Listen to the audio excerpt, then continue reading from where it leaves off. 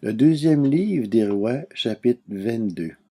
Josias avait 8 ans lorsqu'il devint roi, et il régna 31 ans à Jérusalem. Sa mère s'appela Jédida, et c'était la fille d'Adaja de Boscat. Il fit ce qui est droit aux yeux de l'Éternel, et il marcha entièrement sur la voie de son ancêtre David. Il ne s'en écarta ni à droite ni à gauche. La 18e année de son règne, le roi Josias envoya dans la maison de l'Éternel Shaphan, le secrétaire, le fils d'Atsalia et le petit-fils de Meshulam.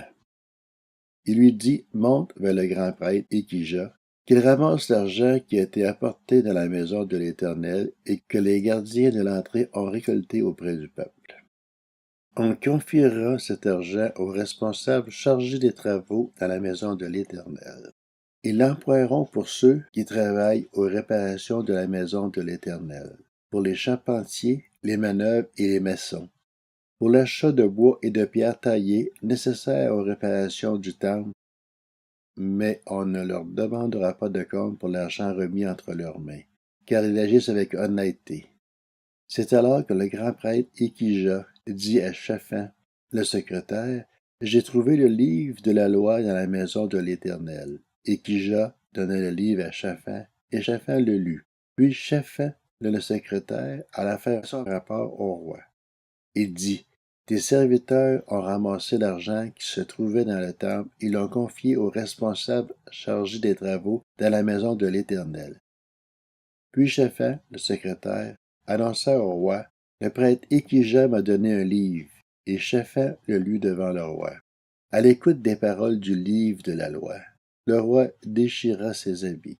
Ensuite, il donna cet ordre au prêtre Ékija, à Akikam, fils de Shaphan, et à Akbar, fils de Miché, à Shaphan, le secrétaire, et à son propre serviteur Azaja.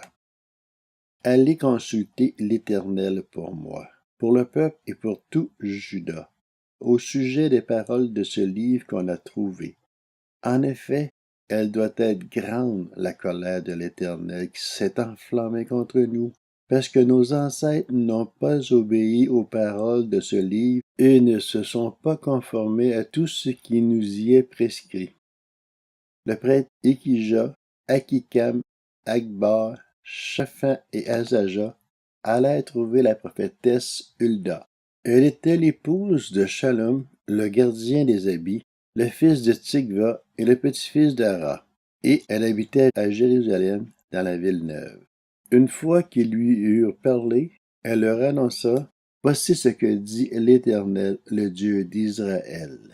Annoncez à l'homme qui vous a envoyé vers moi: voici ce que dit l'Éternel. Je vais faire venir des malheurs sur cet endroit et sur ses habitants, conformément à toutes les paroles du livre qu'a lu le roi de Juda. Puisqu'ils m'ont abandonné et qu'ils ont offert des parfums à d'autres dieux afin de mériter par toute leur manière d'agir, ma colère s'est enflammée contre cet endroit et elle ne s'éteindra pas. Mais vous annoncerez au roi de Juda, qui vous a envoyé pour consulter l'Éternel. Voici ce que dit l'Éternel, le Dieu d'Israël, au sujet des paroles que tu as entendues. Ton cœur a été touché. Tu t'es humilié devant l'Éternel en attendant ce que j'ai déclaré contre cet endroit et contre ses habitants, à savoir qu'ils sont un objet d'étonnement et de malédiction. Tu as déchiré tes habits et tu as pleuré devant moi. Eh bien, moi aussi j'ai entendu cela, dit l'Éternel. C'est pourquoi je te ferai rejoindre tes ancêtres, tu rejoindras la tombe dans la paix, et tes yeux ne verront pas tous les malheurs que je ferai venir sur cet endroit. Ils rapportèrent cette réponse au roi.